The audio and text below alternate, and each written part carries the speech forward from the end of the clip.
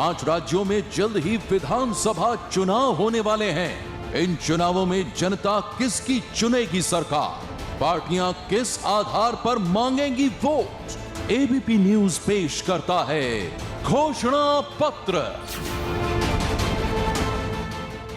ABP news ये कहता है और ये मुहिम चला रखी है एबीपी न्यूज ने कि आप कोरोना से बचने के लिए सामाजिक दूरी और मास्क का इस्तेमाल जरूर करें। नमस्कार, मैं हूं जगविंदर पटियाल। घोषणा पत्र का मंच सज चुका है एक बार फिर 2 राज्यों की राजधानी चंडीगढ़ में, और चंडीगढ़ में अब नई सरकार सचिवालय में आने वाली है।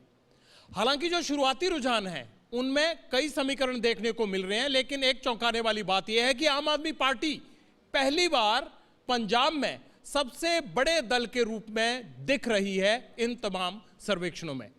और इस राजनीति को गर्म करने के लिए जो कभी कुल्फी गर्मा गर्म करते रहे हैं, वो शख्स इस घोषणा पत्र के मंच पर हाजिर होंगे थोड़ी देर में। मैं जिक्र कर रहा हूं कभी कॉमेडी के किंग रहे भगवंत मान का।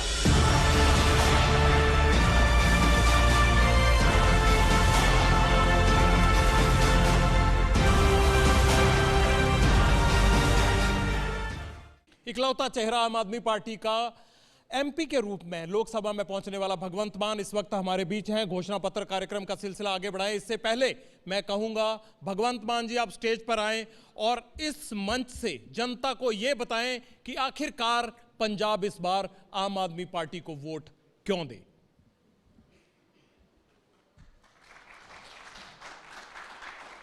सबसे पहले एबीपी न्यूज़ को मैं बहुत बहुत बधाई देता हूं कि उन्होंने मुझे घोषणा पत्र जो कि बहुत ही फेमस है, उनका जो नेताओं के साथ बातचीत करने का और जनता के साथ उनके संवाद को पहुंचाने का तरीका, घोषणा पत्र, उसमें मुझे बुलाया गया है। बहुत बहुत धन्यवाद आपका। अब क्यों वोट करे पंजाब हमारे लिए? क्योंकि अब तक 1967 से लेकर 1967 में 66 में पंजाब बना, 67 में चुनाव हुए, अब तक 25 साल कांग्रेस को दिए गए, 19.5 साल अकेला अकाली दल बादल, बाकी बीच में राष्ट्रपति राज भी रहा, सुरजीत सिंह बरनाला की राज भी रही। अगर इन दोनों का मिला लें 25 प्लस 19.5 44 साल बनते हैं। 44 साल बाद भी पंजाब का ये हाल है कि आज नर्सें धरने पर हैं, किसान धरने पर हैं, डॉक्टर धरने पर हैं, पटवारी धरने पर हैं। कौन सा ऐसा वर्ग है जो धरने पर नहीं है? पूरा पंजाब सड़कों पर है। और इन द मीन टाइम उन्होंने, कांग्रेस ने क्या किया? सब कुछ कैप्टन के सर पे मर दिया और चन्नी साहब आ गए। तो कांग्रेस हिसाब दे रही है सिर्फ 100 दिन का। ताज्जुब की बात है, हैरानी की बात है। आमतौर पर सरकार नई बनती है और अपने पहले 100 डेज का हिसाब देती है। ये कांग्रेस की सरकार है जो अपने आखिरी 100 डेज का जो हिसाब दे रही है। भाई 5 साल का हिसाब होगा, उससे पहले भी तो तुम कैबिनेट मिनिस्टर थे, सब कुछ थे। तो आम लोग जो पंजाब के हैं वो अब मन बना चुके हैं कि हमने इन दोनों को देख लिया। अब एक मौका आम आदमी पार्टी को, एक मौका केजरीवाल की पार्टी को, एक मौका ईमानदार पार्टी को मिलेगा। और दिल्ली का मॉडल स्कूल का, अस्पताल का, बिजली का, पानी का हम यहाँ भी लागू करेंगे। तो इसलिए पंजाब में जब घूमते हैं हम तो लोग यही कह रहे हैं इस बार झाड़ू चलेगा। बहुत बहुत शुक्रिया मान साहब, आप सीट ग्रहण करें। और तमाम लोग यहां मौजूद हैं जो सवाल जवाब के सिलसिले को हमारे साथ आगे बढ़ाएंगे एबीपी न्यूज के खास कार्यक्रम घोषणा पत्र में। लेकिन पहला सवाल ये कि एक मौका केजरीवाल को, क्या भगवंत मान को मुख्यमंत्री के चेहरे के तौर पर मौका मिल रहा है या नहीं? आम आदमी पार्टी आम लोगों से निकली है। हमारे जितने भी एमएलएज हैं, चाहे दिल्ली में हों चाहे पंजाब में हैं, आम लोग मोस्टली जो हैं वो नॉन पॉलिटिकल बैकग्राउंड से हैं। बाकी पीए सीट साइड करेगी किसको मौका मिलेगा। मैंने तो कभी सोचा भी नहीं था कि मैं 2 बार एमपी बनूंगा और देश के प्रधानमंत्री या देश की सबसे बड़ी पंचायत लोकसभा में मुझे बोलने का मौका मिलेगा, तो क्योंकि आर्टिस्टों को तो ये पहले समझते ही नहीं थे कुछ। जब मैं इलेक्शन लड़ रहा था तब भी मुझे मजाक किए जा रहे थे कि ये भी इलेक्शन में खड़े हो गए, लेकिन ये तो सिर्फ भीड़ इकट्ठी कर सकते हैं, इनको वोट नहीं पड़ते। जब 2.25 लाख से हारे और बड़े बड़ों की जमानतें जब्त हुई, तब उनको पता लगा कि हाँ जमानतें जब्त करवा देते हैं, ये भी, इनको वोट भी पड़ते हैं। तो पार्टी जो भी डिसाइड करेगी, डिसीजन लेगी, मैं उसके साथ हूँ। आप सीएम का चेहरा बनना चाहते हैं ना? वैसे अगर पार्टी मुझे इस काबिल समझेगी, अगर पार्टी मुझ पर इतना विश्वास करेगी कि मैं एक बहुत बड़ा पद होता है सर, स्टेट का फर्स्ट सिटीजन होता है, बड़े डिसीजन लेने होते हैं, अगर पार्टी ये समझेगी, विश्वास करेगी, तो क्यों मना करूंगा। आप उस ओहदे लायक अपने आप को मानते हैं? हैं जी, आप उस ओहदे लायक मानते हैं कि भगवंत मान उस ओहदे के लिए तैयार हो चुका है? देखिए, काबिलियत की जिक्र कर रहे हैं आप। देखो, काबिलियत जो है ना, वो तो भगवान की तरफ से आती है। क्या चन्नी ने सोचा था कि मैं ये बन जाऊंगा? और मुख्यमंत्री बन के कह रहा है मैं बस चला लेता हूँ, मैं खंबे पे चढ़ जाता हूँ, मैं बांदर कीला खेल लेता हूँ, मैं गिल्ली डंडा खेल लेता हूँ। इस मुद्दे पर तो नहीं बनाया गया ना उसको। अबे आप विजनरी हो तो विजन दिखाओ ना पंजाब का। तो इसलिए हर कोई आदमी चाहता है तरक्की करना। अगर मेरी पार्टी, पिछली बार मेरी ड्यूटी लगा दी जलालाबाद से सुखबीर बादल के खिलाफ लड़ने की, मैंने निभाई और लगभग 60,000 वोट पड़े। आज तक सुखबीर बादल कह रहा है यार इतने वोट कहाँ से आ गए।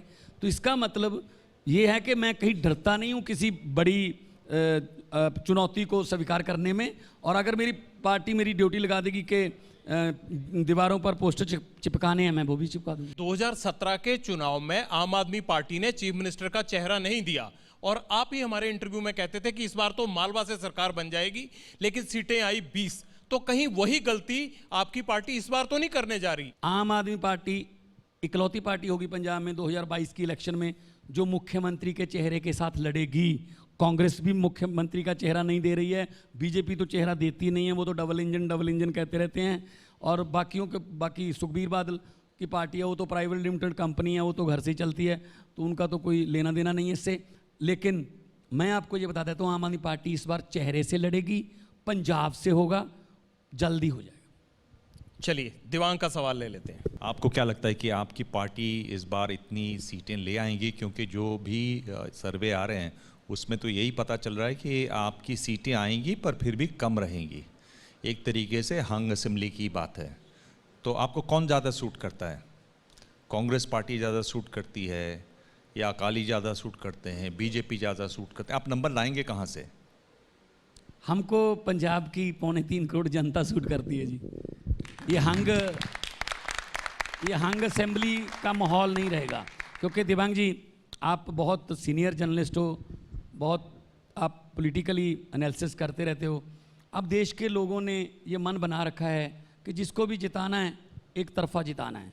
मोदी जी आए एक तरफा आए, यूपी में योगी जी आए एक तरफा आए, वहाँ पे अभी ममता जी आए एक तरफा आए, दिल्ली में हम आए एक तरफा आए। तो ये वाला काम अब लोगों ने ख़त्म कर दिया कि यार 5 इसको दे दो, 4 इसको दे दो, बाद में गठजोड़ की राजनीति, ब्लैकमेलिंग। तो आम आदमी पार्टी को प्रचंड बहुमत आएगा। और आप उस दिन सुबह सुबह 6 बजे बैठते हो उस प्रोग्राम में जहाँ जब गिनती शुरू होती है, ऊपर से आकाशवाणी भी आती है और कुछ भाग के कंप्यूटर के पास भी जाते हैं, आप भी बैठे होते हैं। तो आप सबसे पहले 8 बजे गिनती शुरू हो जाएगी, 8:15 8:30 तक पहला रुझान आ जाएगा। तो आपके मुंह से सुनना चाहता हूं, पिछली बार भी आपके मुंह से मैंने सुना था 2019 में कि आम आदमी पार्टी पंजाब में 1 सीट लीड कर रही है, तो आपने बिना देखे ये कह दिया था कि सीट लीड कर रही है वो संगरूर वाली होगी। भगवान जी, अगर प्रचंड बहुमत आ रहा है पंजाब में आम आदमी पार्टी को, तो फिर आपके एमएलए भाग क्यों रहे हैं? 20 थे, अब मेरे ख्याल 12-13 रह गए हैं, उसकी क्या वजह है? देखो, उनको तो आपके साथ रहना चाहिए था। कुछ लोग ऐसे आ जाते हैं जो छोटी लाइन देख कर आते हैं कि लाइन उधर बड़ी है, इधर छोटी, आ गए, उनके मंसूबे पूरे नहीं हुए, स्वार्थ पूरे नहीं हुए तो चले गए। हमें नेता नहीं चाहिए, हमें लोग चाहिए। तो जिनको टिकट ना मिलने की उम्मीद थी वो भी चले गए। तो अभी राजेंद्र कौर भट्टल जी जो कांग्रेस के बड़ी नेता हैं, उन्होंने कहा जी केजरीवाल जी गारंटी दे कि उनके एमएलए उनके साथ रहेंगे। मैंने कहा जी पहले आप ये गारंटी दे दो, आपका तो मुख्यमंत्री भाग गया, आपके अभी सिद्धू साहब ने 2 अनाउंस किए थे, एमएलए दोनों चले गए, कांग्रेस के 3 टोटल चले गए। झाड़ू ये कह रहे थे झाड़ू तीला तीला हो गया, झाड़ू में से अगर कुछ कमज़ोर तीले निकल भी जाएं, झाड़ू सफाई करता रहता है, लेकिन पंजे में से एक आध उंगली इधर उधर हो जाए तो पंजा नहीं रहता जी वो। दीपक दिमान सवाल। भगवंत जी, मैं ये जानना चाहता हूँ कि सफाई तो जितनी मर्जी आप कर लें, झाड़ू आपके पास है, अगर सत्ता आपके पास आ गई तो जो पंजाब की माली हालत है और पंजाब का जितना टैलेंट है, जो पंजाब का युवा है, वो सब बाहर भाग रहा है, उसको रोकोगे कैसे और पंजाब को कैसे वापस आप खड़ा करोगे?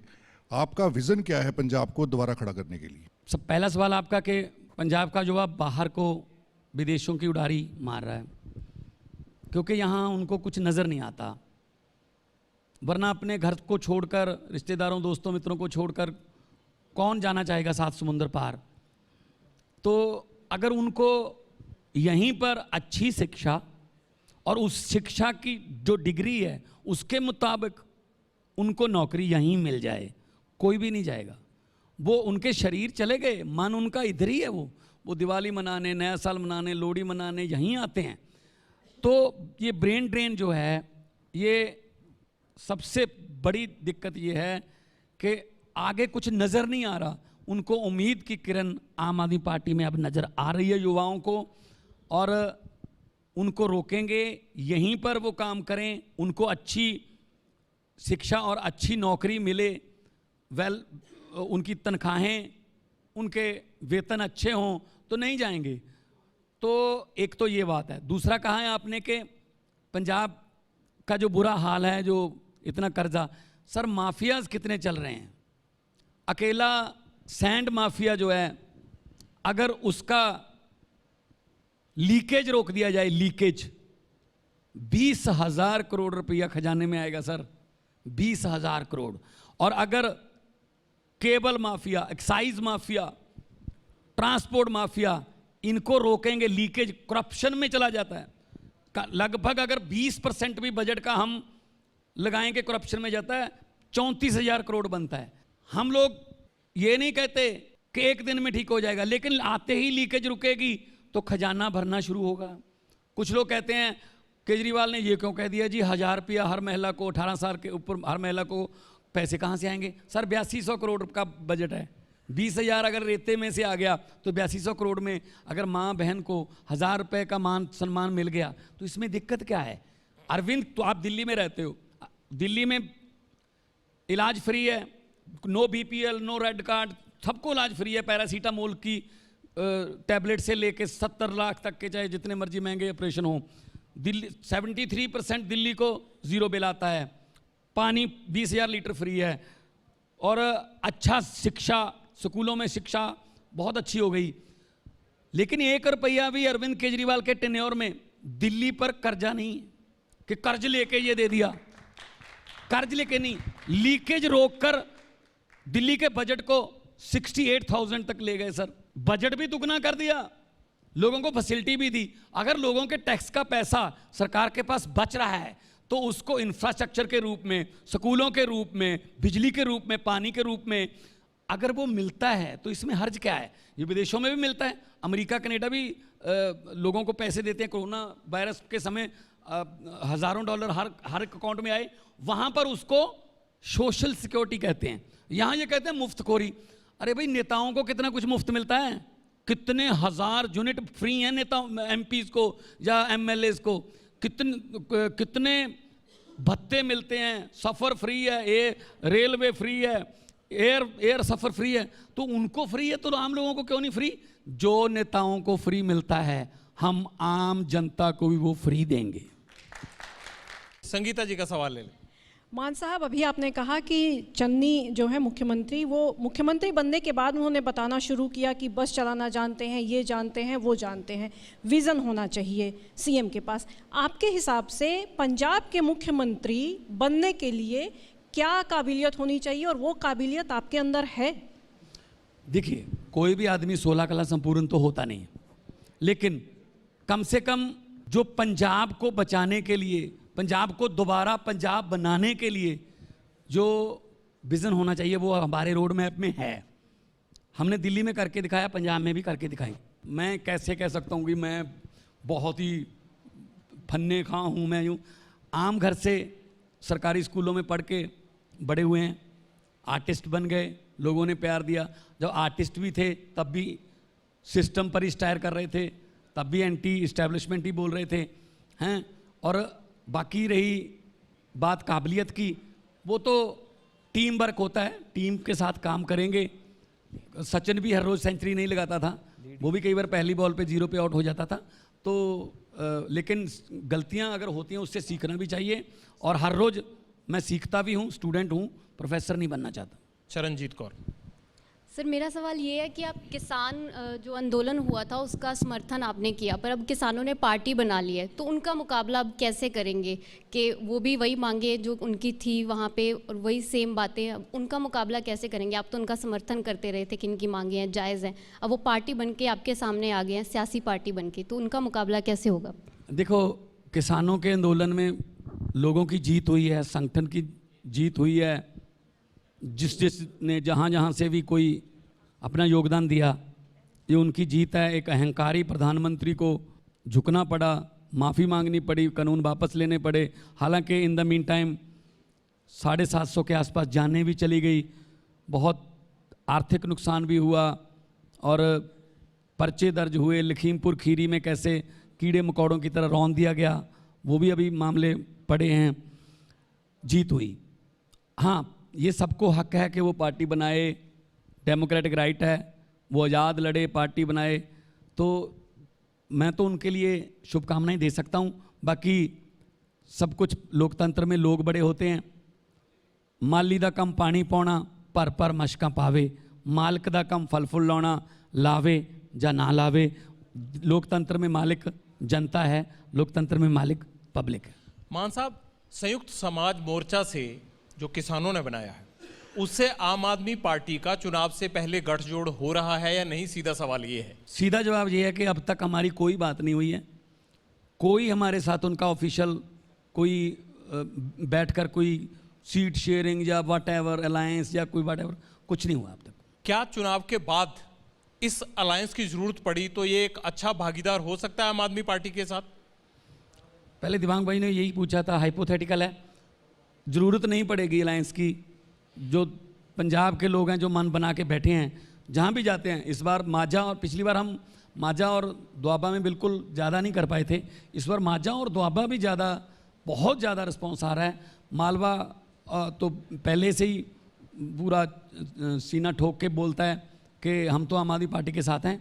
तो इस बार पंजाब के तीनों रीजन, मालवा, माझा, दोआबा, बहुत एक दूसरे से कंपटीशन में जो सीटें आएंगी, और जिस दिन रिज़ल्ट आएंगे आपको मेरे ख्याल में 9, 9:30 तक आपको ये बोलना पड़ेगा कि पंजाब में तो जो है एक साइड मुकाबला हो रहा है। सिद्धू साहब कहते हैं कि सपने अच्छे देख रही है आम आदमी पार्टी। सिद्धू साहब कहते हैं सपने, तो सिद्धू साहब देख रहे हैं कि जब कोई उनको अभी कुछ अनाउंसमेंट भी नहीं हुई, फिर भी बोलते हैं मैं, और उनको ये भी बोलना पड़ता है, मैं नवजोत सिंह सिद्धू सन ऑफ भगवंत सिंह सिद्धू, पूरा एड्रेस देना पड़ता है ना।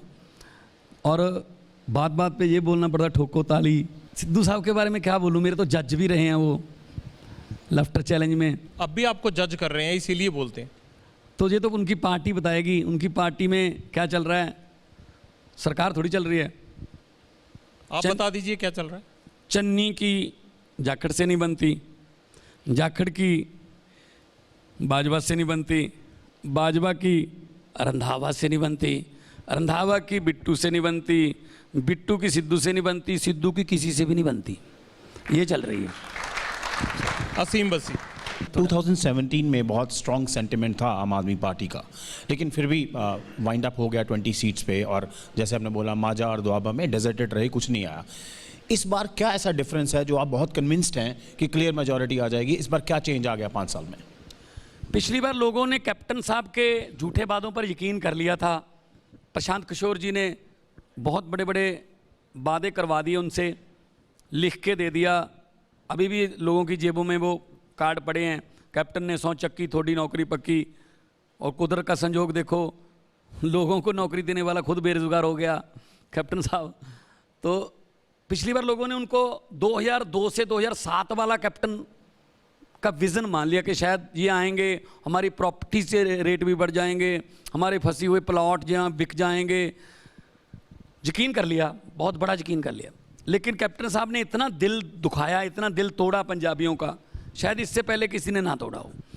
तो अब लोगों ने फैसला किया है कि यार देख लिए, सब देख लिए, इनमें से अकाली दल तो खैर वैसे ही हाशिए से निकल गया। तो अब लोग कह रहे हैं यार बंदे तो ठीक हैं, ये सरकार चला रहे हैं तीसरी बार वहाँ पे दिल्ली में, इसका मतलब एक्सपीरियंस है, तो चलो इनको देखते हैं। तो एक मौका देने के लिए तैयार हैं। इसीलिए मैं कह रहा हूँ कि इस बार मालवा, माझा, दोआबा कोई फ़र्क नहीं रहेगा, बराबर की सीटें आएंगी। स्मृता आपसे सवाल पूछना चाहती है। अगर आपकी सरकार आई तो वुमेन्स सिक्योरिटी के लिए आपके पहले 5 कदम कौन से रहेंगे? जैसे दिल्ली में हमने किया है, सीसीटीवी कैमरे, महिला सुरक्षा के लिए डीटीसी बसों में कमांडोज। ऐसे पंजाब में भी बहुत सी घटनाएं ऐसी होती हैं हर रोज़ कि यहाँ पे महिलाओं के साथ ऐसे व्यवहार होते हैं जो नहीं होने चाहिए। अगर सरकार मजबूत हो, स्ट्रांग हो, ईमानदार हो, ऊपर से ईमानदारी चलेगी तो नीचे तक पहुंचती है। तो अमन कानून जो है वो पुलिस के हाथ में है। अगर पुलिस को आप राजनीति से अलग कर दोगे, पुलिस को उनका मनोबल बढ़ा दोगे, तो ऐसी घटनाएं नहीं होंगी। अब क्या है, हमारे जो होम मिनिस्टर हैं उनको तो कैबिनेट की बैठक में शरेआम झगड़े हो रहे हैं कि तुम पैसे लेके बदलियां कर रहे हो। 2 डीजी बदल दिए, 2 एजी बदल दिए, सरकार तो चल ही नहीं रही।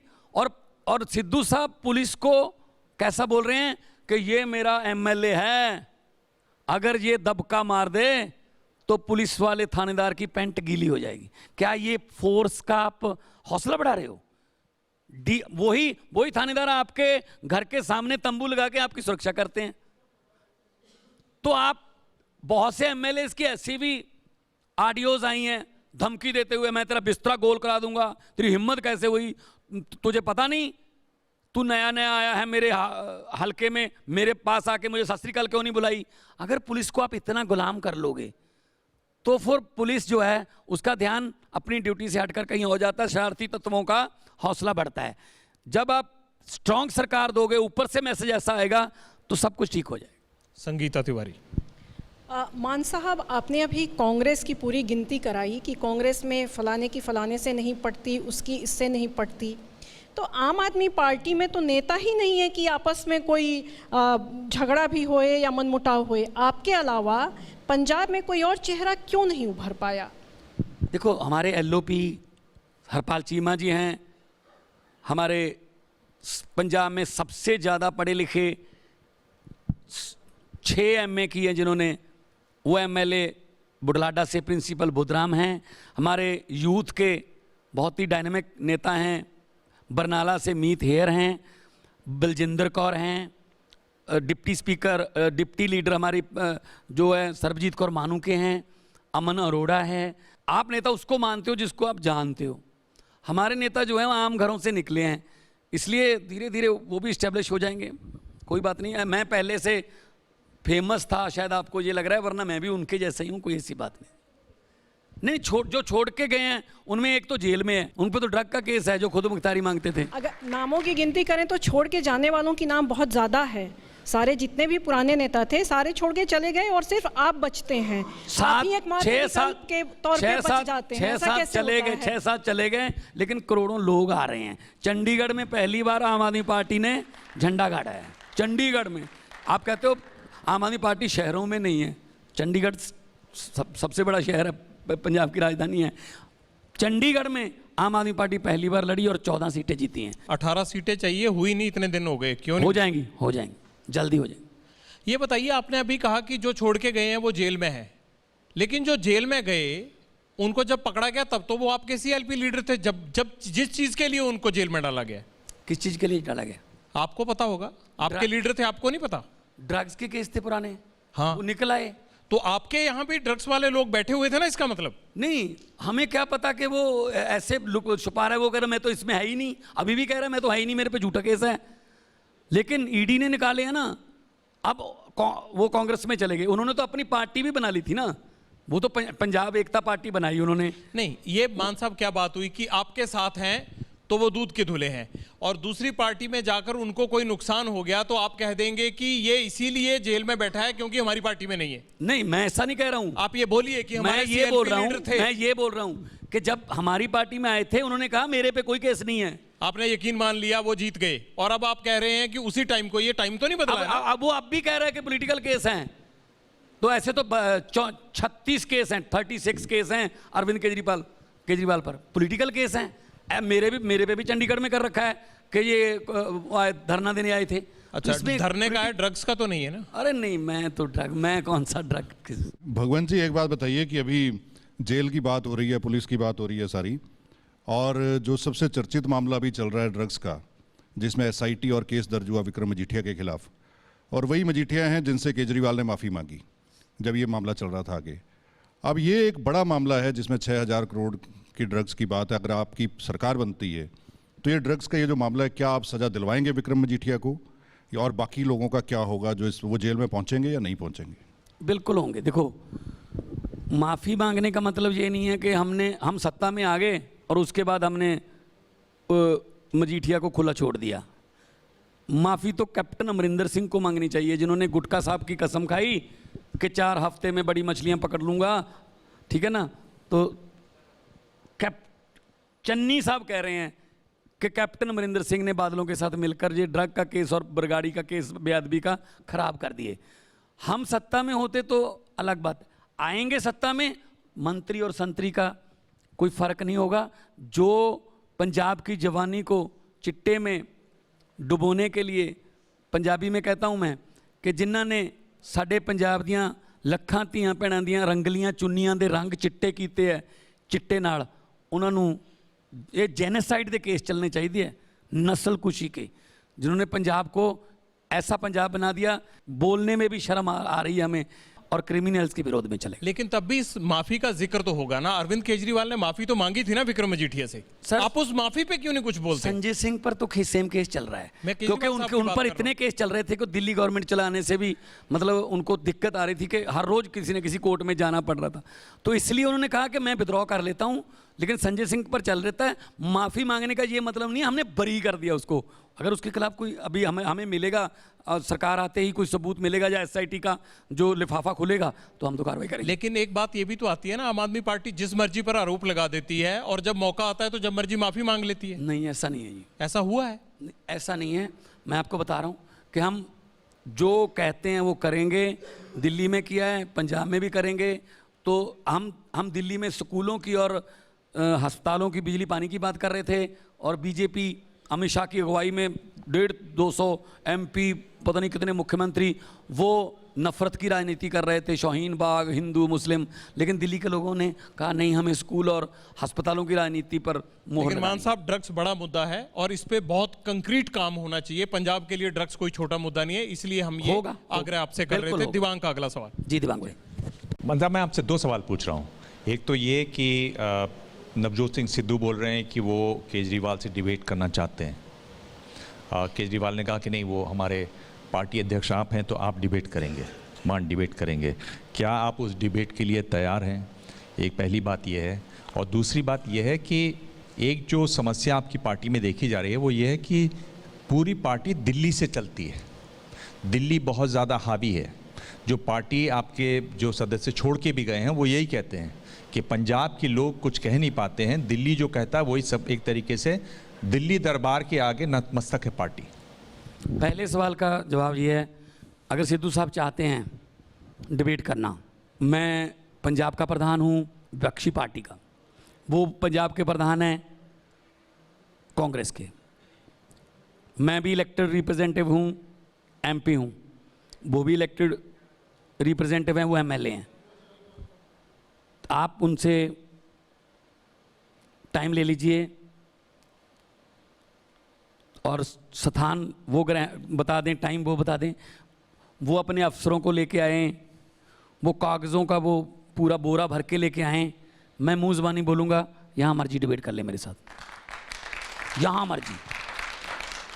लेकिन वो कह रहे मैं भगवंत से क्यों करूं, भगवंत कौन सा मुख्यमंत्री है? तो फिर सिद्धू साहब को आप कौन से मुख्यमंत्री हो? फिर सेम है, प्रधान हो, मैं भी प्रधान हूं, तो मैं एमएलए मैं एमपी हूं, तो इसमें क्या दिक्कत है? मान साहब, सिद्धू साहब ये भी कहते हैं कि आम आदमी पार्टी पंजाब में जूठ इकट्ठी कर रही है, मतलब जो तमाम पार्टियों के छोड़े हुए नेता हैं उनको इकट्ठा कर रही है। तो रूबी और बलदेव और नाजर मानशाह या पिरमल, इनको क्यों लिया उन्होंने? वो क्या कर रहे हैं?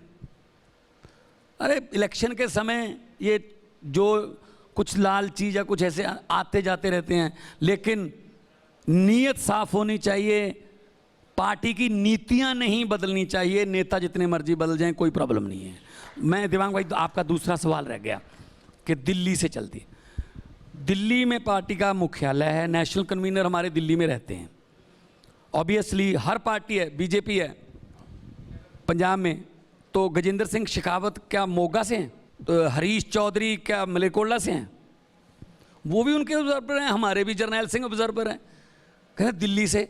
अब जब दिल्ली से चलती है, नवजोत सिद्धू कह रहा है मैं डिबेट करने को तैयार हूं, तो दिल्ली वाला कह रहा है पंजाब वाले से कर ला, कहते नहीं दिल्ली वाले से करूंगा। तब क्यों नहीं दिल्ली आती यार?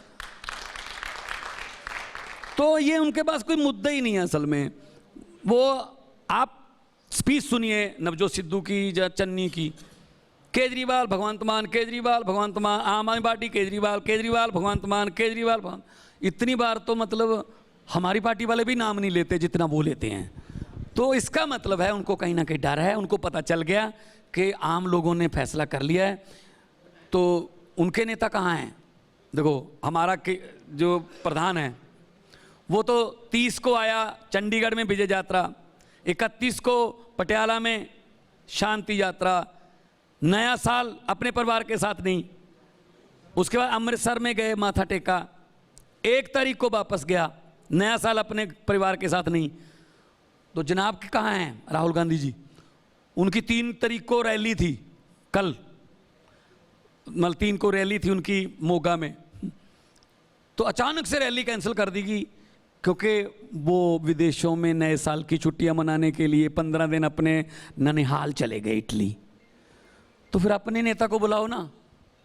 यहाँ पे रैलियों में लड़ाई हो रही है, झगड़े हो रहे हैं, कोई कहता मैं मुख्यमंत्री हूँ, कोई कहता मैं मुख्यमंत्री हूँ, और राहुल जी जो है विदेश बैठे हैं, 15 जनवरी तक तो आ नहीं रहे। इसका मतलब 15 जनवरी तक तो वो कोई चेहरा भी डिसाइड नहीं कर पाएंगे।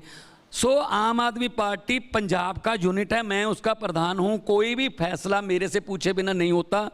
आज भी 5 टिकटें डिसाइड करके आया हूँ और एक भी टिकट ऐसी नहीं है कि इसका प्रेशर है, इसका कोटा है, ये उनकी जैसे कांग्रेस में चलता है अंबिका सोनी का कोटा है, ये भट्टल का कोटा है, ये जाखड़ का कोटा है, ये इसका कोटा है। हमारे सिर्फ पब्लिक का कोटा चलता है बस। आपने कहा कि मेरे को बिना पूछे कोई फैसला नहीं होता है, तो इसका मतलब सीएम के चेहरे का फैसला भी आपको पूछ के ही होगा। मान साहब, ये इसमें कोई डाउट नहीं है कि पंजाब में पिछले 20-25 साल से हेल्थ और एजुकेशन का बुरे हालात हैं। आपके एजुकेशन मिनिस्टर और हेल्थ मिनिस्टर ने स्कूल भी चेक किए, हॉस्पिटल भी चेक किए। क्या आप बता सकते कि आपकी तीसरी दफ़ा दिल्ली में सरकार है और इस समय जो असेंबली के मेंबर है आपकी पार्टी के, उनके बच्चे क्या सरकारी स्कूलों में पढ़ रहे हैं? क्या दिल्ली के जो एमएलए वो सरकारी हॉस्पिटल में इलाज करवा रहे हैं? बहुत सारे साढ़े एमएलए ने जिन्होंने बच्चे सरकारी स्कूलों में पढ़ते हैं, बहुत सारे साढ़े एमएलए ने ਜਿਹੜੇ ਸਰਕਾਰੀ ਚ ਇਲਾਜ ਕਰਾਉਂਦੇ ਨੇ। ਹਾਲਾਂਕਿ ਪੰਜਾਬ ਦੇ ਵਿੱਚ ਐਮਐਲਏ ਕੋਲੇ ਬਜਟ ਜਿਹੜਾ ਜ਼ੀਰੋ ਹੈ। ਦਿੱਲੀ ਦੇ ਵਿੱਚ ਅਰਵਿੰਦ ਕੇਜਰੀਵਾਲ ਨੇ ਉਹ ਜਿਹੜਾ ਬਜਟ ਹੈ ਉਹ 2 ਕਰੋੜ ਕੀਤਾ ਇੱਕ ਸਾਲ ਦਾ।